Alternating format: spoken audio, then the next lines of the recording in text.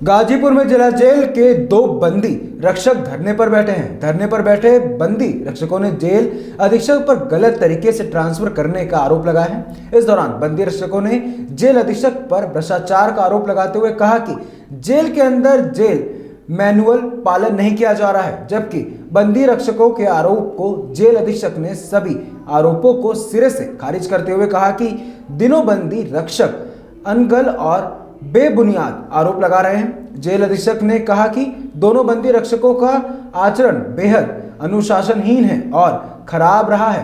उन्होंने कहा कि दोनों बंदी रक्षकों पर कई बार दंडात्मक कार्रवाई भी हो चुकी है। उन्होंने कहा कि दोनों बंदी रक्षक अधिकारियों पर दबाव बनाने के लिए ऐसा कृत्य करते रहे हैं।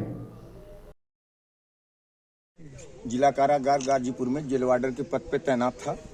गोपाल जी, आज आप धरने पर बैठे हुए जी। हैं। आखिर धरने पर बैठने की नौबत क्यों आई है? धरने में बैठने की नौबत आई कि अधीक्षक महोदय, जिला कारागार के अधीक्षक महोदय द्वारा जब भ्रष्टाचार में लिप्त होने के कारण प्रार्थी का 1 वर्ष से लगातार शोषण कर रहे हैं। इनके शोषण से इतना उत्पीड़न हो गया कि बीच में प्रार्थी अपना इस्तीफा भी इनको दे चुका है। आईजी को, डीएम साहब को, कप्तान साहब को सभी सूचनाएं बराबर देता रहा, लेकिन अभी तक कोई कार्रवाई नहीं हुई है। दिनांक 8 को मैं ड्यूटी देके 11 बजे यहाँ से गया।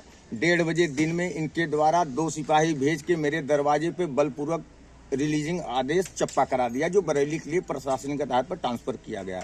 मैं यही जानना चाहता हूं कि अधीक्षक महोदय जो मेरे ऊपर आरोप लगाए हैं उसको सिद्ध कर दें। मैं इनकी बात मान के तुरंत डॉक्यूमेंट लेके चला जाऊंगा, और जब तक ये नहीं मानते हैं, सिद्ध नहीं करते हैं कि मेरे ऊपर क्या आरोप लगाए हैं, तब तक मैं यहीं धरने बैठा रहूंगा जब तक कुछ अधिकारी नहीं आएंगे। अभी आपके द्वारा जो है कई जेल के अंदर कई तरह के आरोप भी लगाए गए। वो सरासर एक भी आरोप अगर अधीक्षक महोदय प्रूव कर देंगे, मैं यहाँ आपके लोग के सामने कर रहा हूँ, रिजाइन देके चला जाऊंगा। क्या है, क्या होता है अंदर? अंदर इनके द्वारा अवैध मतलब कैंटीन में नाजायज सामान बिचवाए थे। गुटखा, सिगरेट, बीड़ी, पनीर, मिठाई, जो भी तमाम प्रकार की जेल मैनुअल में अवरुद्ध है उसको ये बिचवाते हैं, जिससे रोज 17-18 हजार महीने पर डे ये हिसाब से लेते हैं। उसके बाद एक नाई का कैंटीन 2 जगह चलता है, एक 12 नंबर बैरिक में चलता है, एक चलता सर्किल में। वहां से 21 हजार, यहाँ से 5 हजार, ये 26 हजार वो लेते हैं। उसके बाद जो बंदी नया आता है, इसको इनके पीरियड का आप गेट बुक से चेक करा लीजिएगा कि जो नए बंदी आते हैं 15 दिन तक उनको बाहर नहीं कहीं भेजा जाता, एक बैरिक में वो रहते हैं। और 15 दिन बाद इनको ट्रांसफर अन्य बैरिक में किया जाए, जैसे कमान में काम करने स्वेच्छा से या कहीं जहां भी जाना चाहे हो जाए।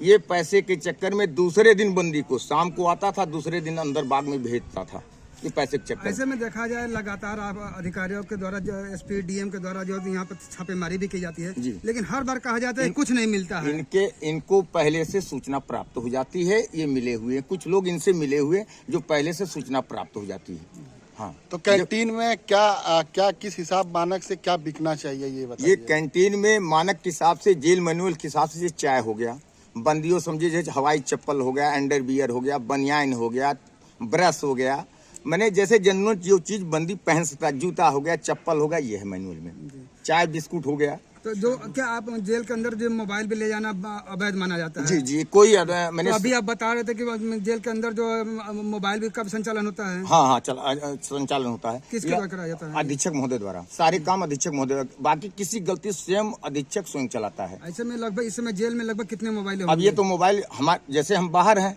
ये अपने गुर्गों को लगा के अंडरग्राउंड करा देंगे, आपको एक भी मोबाइल नहीं मिलेगा। और मोबाइल अगर देखना हो तो डीएम साहब मौका दे, हम मोबाइल डला के मोबाइल भी बरामद करा देंगे, मेरी गारंटी है। ऐसे में अगर आप धरने पर बैठे हैं और आपके अधिकारी बात नहीं मानते तो कब तक धरने पर? जब तक नहीं, फिर यहाँ आत्महत्या कर लेंगे। वो तो छोड़ दीजिए, आत्महत्या करने के लिए जलालत नौकरी से बेटर है। बच्चा मेरा 19 साल का है, बताइए, हाई स्कूल में पढ़ा। लड़की मेरी 19 साल की, पत्नी मेरी है नहीं बरेली, वहाँ मेरा घर बस्ती। बताइए मैं कहाँ जाऊँगा? लड़के की पढ़ाई छोड़वा दूँ, नौकरी छोड़ दूँ, या बच्ची को छोड़ दूँ? बता दीजिए, जैसा बताइए वैसा कर लूँ। सर एक बार अपना परिचय बता दीजिए। मैं हरिओम शर्मा, यहाँ जेल अधीक्षक गाजीपुर के रूप में तैनात हूँ।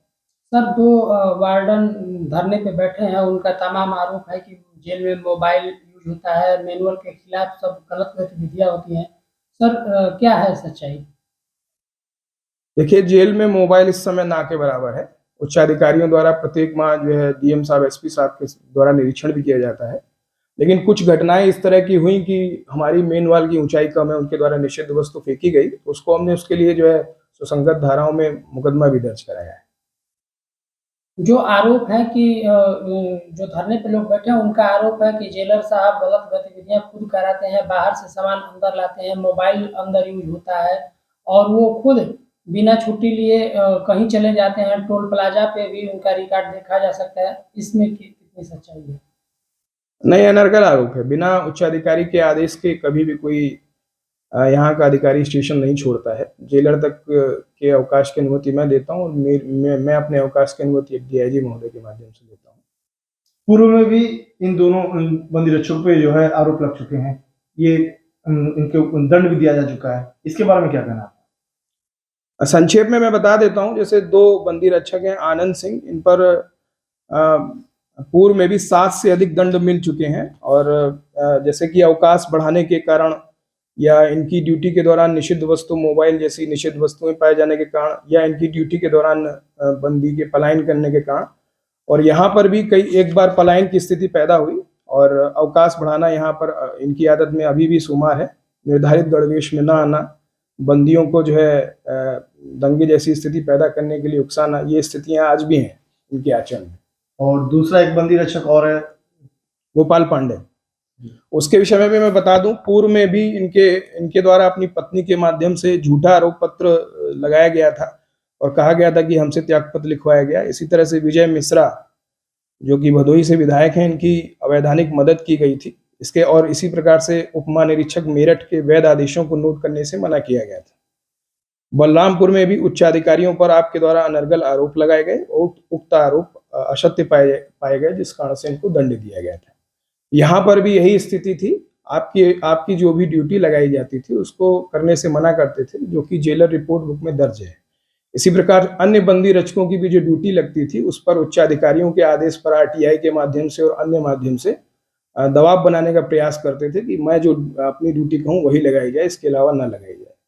इसी प्रकार आपके आचरण में उच्चाधिकार। संतोष गुप्ता की रिपोर्ट।